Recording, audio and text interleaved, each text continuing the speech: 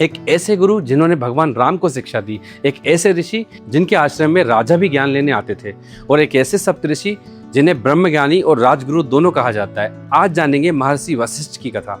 महर्षि वशिष्ठ ब्रह्मा जी के मानस पुत्रों में से एक माने जाते हैं। वे सप्तऋषियों में सबसे प्रसिद्ध और पूजनीय ऋषियों में भी गिने जाते हैं। उनका जीवन केवल तपस्या तक सीमित नहीं था, बल्कि उन्होंने समाज, राजाओं और आने वाली पीढ़ियों को धर्म का मार्ग दिखाया। इसी कारण उनका नाम आज भी सम्मान के साथ लिया जाता है। महर्षि वशिष्ठ ने गहन तपस्या और ध्यान के द्वारा ब्रह्म ज्ञान प्राप्त किया, लेकिन उनकी सबसे बड़ी विशेषता यह थी कि उन्होंने उस ज्ञान को केवल जंगलों तक सीमित नहीं रखा, उन्होंने उसे समाज, शासन और व्यवस्था तक पहुंचाया।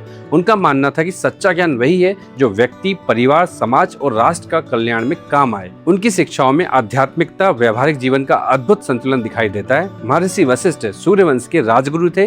राजा दशरथ उनके शिष्य थे। बाद में भगवान राम, लक्ष्मण, भरत और शत्रुघ्न को भी उन्होंने शिक्षा दी। उन्होंने भगवान राम को केवल शास्त्र का ज्ञान नहीं दिया, बल्कि आदर्श जीवन, धर्म, कर्तव्य, नेतृत्व का मार्ग सिखाया। रामायण में जब धर्म और नीति की बात आती है तो महर्षि वशिष्ठ का नाम बड़े सम्मान के साथ लिया जाता है। उनके पास कामधेनु नंदिनी नाम की एक दिव्य गाय थी, जिसके कारण उनकी कथा महर्षि विश्वामित्र के साथ भी जोड़ी जाती है। लेकिन उन्होंने कभी अहंकार और क्रोध को अपने ऊपर हावी नहीं होने दिया। उनका जीवन क्षमा, धैर्य और आत्मज्ञान का उदाहरण है। महर्षि वशिष्ठ भले ही आज हमारे बीच में नहीं है, लेकिन उनका ज्ञान आज भी जीवित है।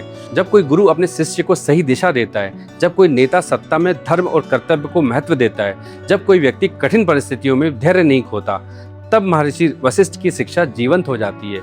उनका संदेश था, ज्ञान का उद्देश्य केवल स्वयं का उत्थान नहीं, बल्कि पूरे समाज का कल्याण होना चाहिए। महर्षि वशिष्ठ केवल एक ऋषि नहीं थे, वे गुरु, मार्गदर्शक, राजऋषि और धर्म के महान स्तंभ थे। यदि भगवान राम मर्यादा पुरुषोत्तम बने तो महर्षि वशिष्ठ की शिक्षा का एक महत्वपूर्ण योगदान था। इसी कारण सप्तऋषियों में सर्वोच्च सम्मान प्राप्त हुआ। इस प्रकार हमने सप्तऋषियों की पूरी यात्रा जानी। अब अगली श्रृंखला में जानेंगे सप्तऋषियों के बाद सनातन गुरु परंपरा कैसे आगे बढ़ी। फॉलो कीजिए आज ही साधु दर्शन को। नमस्कार।